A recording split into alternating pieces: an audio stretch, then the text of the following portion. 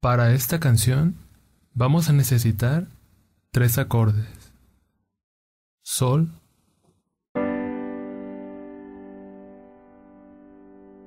Re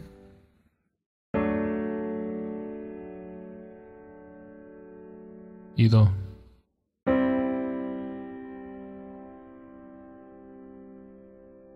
A continuación, la tocaré un poco más lento y de una manera más clara.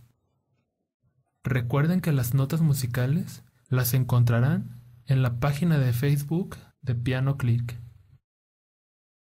Los espero en el segundo canal para que vean este video, pero en versión Synthesia.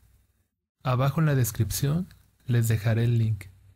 Bueno, eso sería todo y hasta la próxima.